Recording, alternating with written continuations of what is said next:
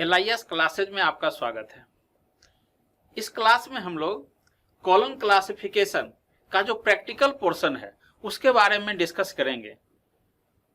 Practical में economics एक important topic है, सब्जेक्ट है, और इकोनॉमिक्स में हमेशा समस्याएं होती रहती है छात्रों को। तो हम लोग देखते हैं इकोनॉमिक्स में हम लोग क्लास नंबर कैसे बनाते हैं। ये फेसेट फार्मूला हम लोग देख रहे हैं। तो फेसेट फार्मूला हम और भी क्लास में आपको बता चुके हैं कि फेसेट फार्मूला के अनुसार ही हम लोग क्लास नंबर बनाते हैं।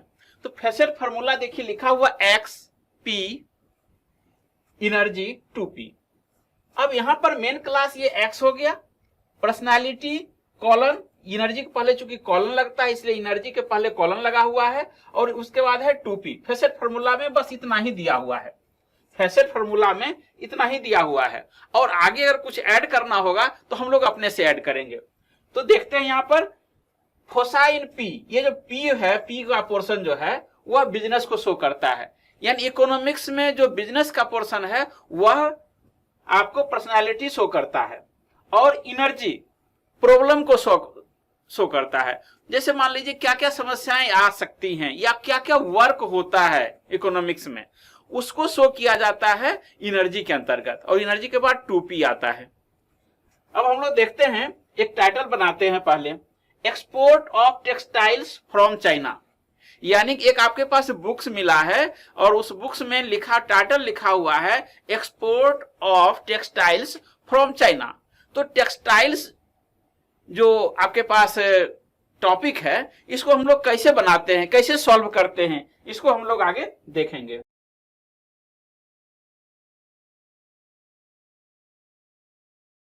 देखिए इस टाइटल में हम लोग देखते हैं कि किस प्रकार से सब्जेक्ट उसके बाद स्पेस का यूज किया गया है। Export of textiles from China. अब इसमें हम लोग देखते हैं कि export of textiles from China है। इसमें मेन क्लास हम लोग सबसे पहले देखते हैं कि मेन क्लास किस में आएगा। इसमें मेन क्लास इकोनॉमिक्स आएगा, और इकोनॉमिक्स के साथ जब हम मेन क्लास इकोनॉमिक्स मेंशन कर दिए तब उसके बाद इसमें है टेक्सटाइल्स। तो देखते हैं कि इसमें पर्सनालिटी में क्या आएगा। तो पर्सनालिटी में देखते हैं लिखा हुआ है, हम लोग देखते हैं कि उसको लाते हैं टेक्सटाइल इंडस्ट्री, यानी export of textiles from China. तो इसमें इंडस्ट्री आता है, टेक्सटाइल जो है इंडस्ट्री है। तो पर्सनालिटी के अंतर्गत इंडस्ट्री का नंबर है 8। इंडस्ट्री का नंबर आपको मिलेगा उसमें 8 पर्सनालिटी में, और उसी के साथ 8 इंडस्ट्री के साथ ही हमको सब्जेक्ट डिवाइस से इंडस्ट्री लाना है। किस तरह का इंडस्ट्री, टाइप्स ऑफ इंडस्ट्री, यानी किस प्रकार की इंडस्ट्री का हमको यूज करना है। इसमें है टेक्सटाइल इंडस्ट्री, इसको हम लोग सब्जेक्ट डिवाइस से टू बी गोड बाय सब्जेक्ट डिवाइस, ये सब्जेक्ट डिवाइस से हम लाए। तो टेक्सटाइल का नंबर दिया हुआ M7। तो M7 का हम यूज करते हैं, और M7 का यूज करके टेक्सटाइल इंडस्ट्री का लिखते हैं। फिर उसके बाद देखिए इसमें क्या है, वर्क क्या हो रहा है, एक्सपोर्ट हो रहा है, यानी कि चाइना से टेक्सटाइल का एक्सपोर्ट हो रहा है। तो एक्सपोर्ट के लिए हम लोग एनर्जी में जाते हैं, और एनर्जी में दिया हुआ है आपको 545। एनर्जी में एक्सपोर्ट का नंबर क्लियर दिया हुआ है 545। तो हम लोग लिखते हैं 545। अब उसके बाद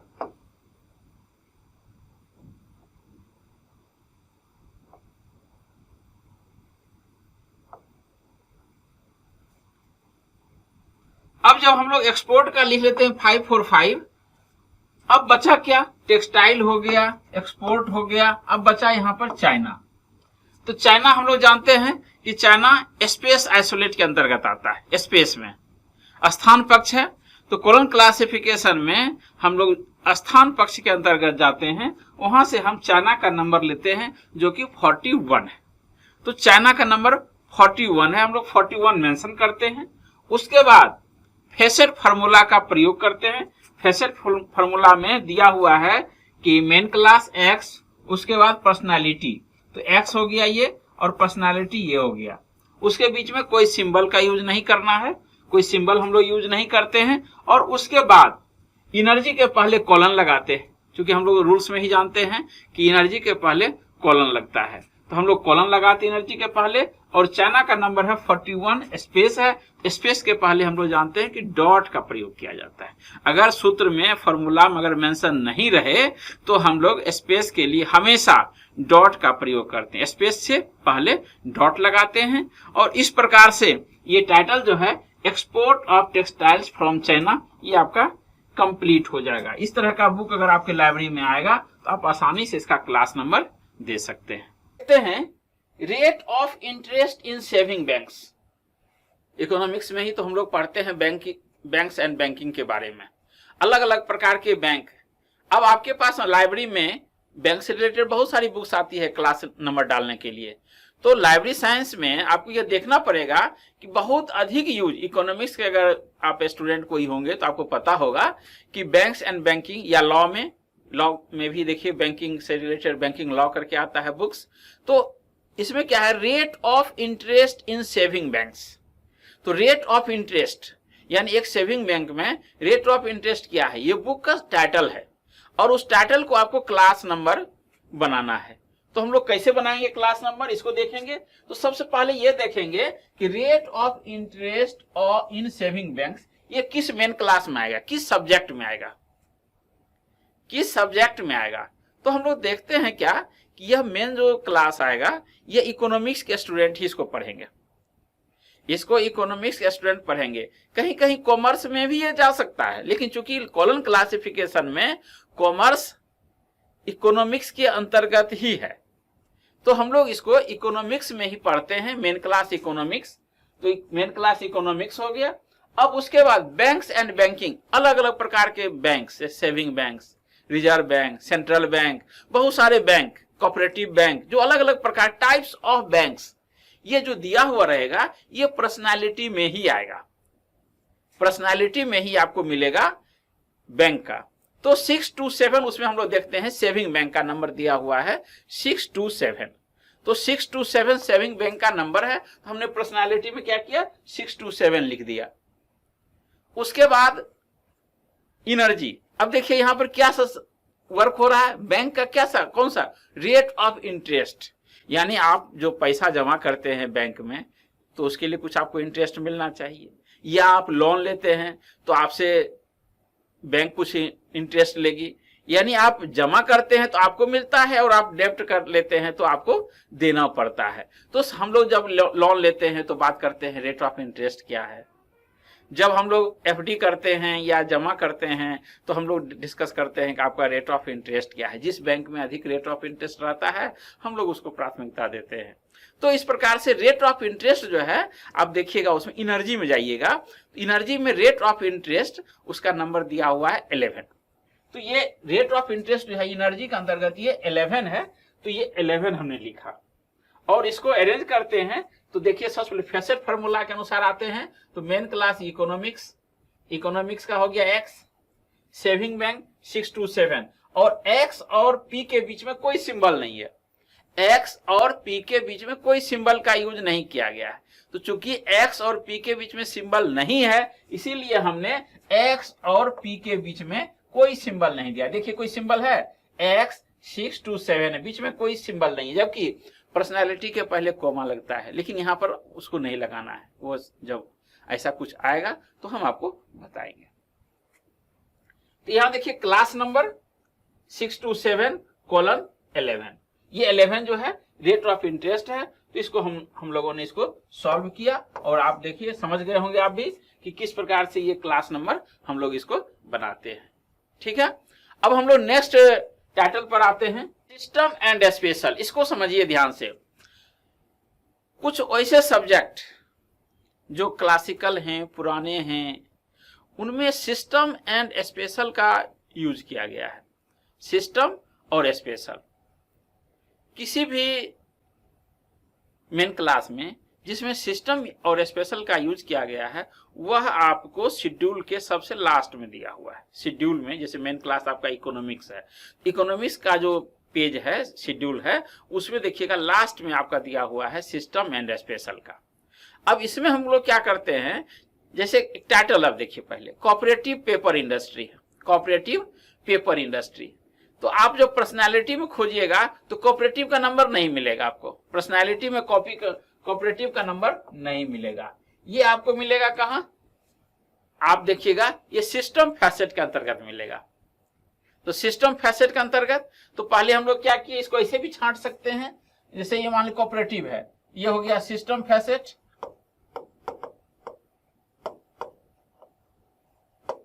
उसके बाद पेपर इंडस्ट्री, तो इंडस्ट्री हो गया पर्सनालिटी, और ये भी पेपर इंडस्ट्री पर्सनालिटी में ही आ गया, क्योंकि इसमें सब्जेक्ट डिवाइस जो है सो लगाया गया है पेपर के लिए।